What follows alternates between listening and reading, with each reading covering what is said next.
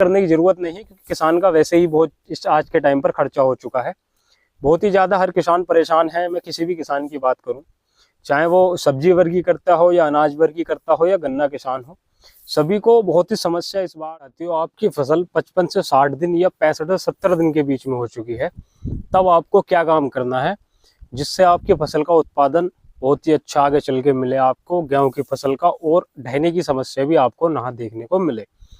मैं आपका भाई युवा किसान स्वागत करता हूं आपके अपने फार्मिंग चॉइस रहे चैनल पर।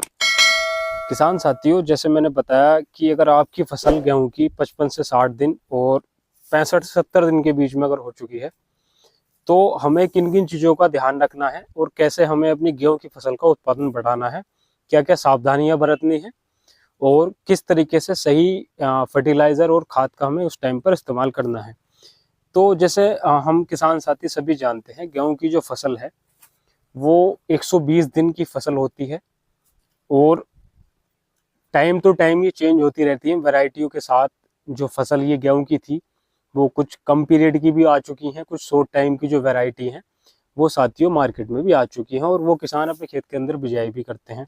बाकी जैसे मैंने बताया 65 से 70 दिन या 70 से 75 दिन के बीच में अगर आपकी गेहूं की फसल है, तो आपको किन किन बातों का, किन किन चीज़ों का ध्यान रखना है जिससे आपके खेत का उत्पादन अच्छा निकले, आपकी पैदावार बढ़िया चले। तो सब में पहले मैं बात करना चाहूँगा, आपकी जो सिंचाई है वो लगभग तीसरी सिंचाई उस टाइम पर होगी। उस टाइम हमें किन बातों का ध्यान रखना है और क्या हमें उस टाइम पर उर्वरक डालना है, कितनी मात्रा के अंदर डालना है, कौन सा डालना है, ये भी मैं वीडियो में आगे चल के बात करूँगा। अगर आप देख पा रहे हैं वीडियो के अंदर साथियों, ये देखिए, ये लगभग 60 दिन से कम का पौधा है जो मेरे पास इस टाइम पर है।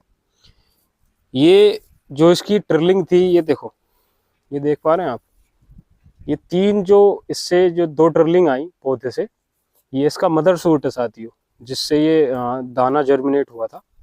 ये आप देख पा रहे हैं, ये इसका मदर सूट है।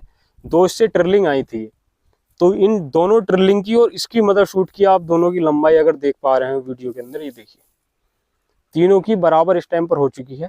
यही काम हमें अपने खेत के अंदर करना है। इससे क्या होता है कि जो हमारा जो प्रोडक्शन है वो बहुत ही अच्छा हमें देखने को मिलता है। तो अब हम ऐसे कौन से फर्टिलाइजर का इस्तेमाल करें या स्प्रे में क्या हमें स्प्रे के अंदर हमें क्या चीज़ लेनी है जिससे हमारे खेत का उत्पादन साथियों बहुत ही अच्छा हमारे गेहूं की फसल निकले। तो होता क्या है कि जब हम उर्वरकों का इस्तेमाल करते हैं अपने खेत के अंदर, तो जो गेहूं की फसल है खासकर इसके अंदर किसान साथी नाइट्रोजन बहुत ज़्यादा डालते हैं। नाइट्रोजन का क्या काम होता है, किसी भी पौधे के अंदर वेजिटेटिव ग्रोथ कराता है और पौधे में क्लोरोफिल की मात्रा बढ़ाता है, और पौधे में हरे भरे की जो उसके अंदर जो पौधा हरा भरा होता है वो नाइट्रोजन की वजह से होता है। उसके अंदर कई चीज़ें साथियों आपको आ जाती हैं देखने के लिए। जिंक की कमी की वजह से भी पौधा में पीलापन भी आपको देखने मिलेगा, और बाकी कई चीज़ें हैं, फास्फोरस की वजह से भी साथियों कम पीलापन आपको देखने को मिलेगा।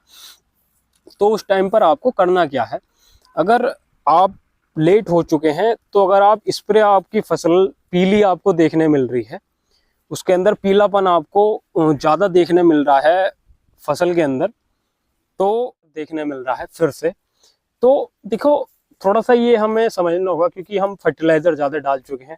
मैं किसी फर्टिलाइज़र की बुराई नहीं कर रहा, पर हम रासायनिक चीज़ें ज़्यादा डाल रहे हैं। हमको थोड़ा जैविक और जो अपने पहले हम जो खेती करते थे कूड़ी के खाद और वर्मी कंपोस्ट, केंचुआ खाद और बहुत सारी चीज़ें होती हैं, इस चीज़ में वीडियो ज़्यादा लंबी नहीं करूँगा, उसका भी आप अगर इस्तेमाल करेंगे तो ये चीज़ें समस्या आपको नहीं आएगी। बाकी आपको करना क्या है, NPK 05234 का आप साथियों स्प्रे कर सकते हैं। ये आप 65-70 दिन के बीच में स्प्रे कर सकते हैं। आप बोरोन ले सकते हैं इसके साथ, और अगर आपके खेत के अंदर पीलापन है तो बहुत ही कम के अंदर चिलेटेड वाली जिंक आती है, आप वो ले सकते हैं। तीनों का एक साथ घोल मिला के साथ ही स्प्रे पर आप छिड़काव कर दीजिए, तो आपके अंदर जो पौधे को जो न्यूट्रिशन चाहिए होते हैं, जो कमी उस टाइम पर होती है, वो पूरी हो जाएगी। क्योंकि 05234 में 52% फास्फोरस आता है। फास्फोरस का क्या काम होता है ये भी मैं बता दूं। फास्फोरस का काम होता है जड़ों का विकास व कल्ला मोटा करना, और फल फूल में वृद्धि करता है। ये सब चीजें साथियों फास्फोरस का काम होता है। पोटास का क्या काम होता है, जो भी उसके पास न्यूट्रिशन पड़े हैं पौधे को अपटेक कराने के लिए ज्यादातर पोटास का काम होता है और प्रतिरोधक क्षमता पौधे की बढ़ाता है। बाकी बाल में फूल में जो दाना जो आप पड़ेगा वो साथियों 0.0 जो 52% है उसके अंदर पोटास जो है 0.5234 के अंदर वो 34% पोटास का काम करती है। जैसे मैंने बताया दाने को मोटा और चमकदार साथियों पोटास बनाएगी। बाकी बोरोन क्या काम करती है, बोरोन भी एक अच्छा रोल निभाती है इस गेहूं की फसल के अंदर।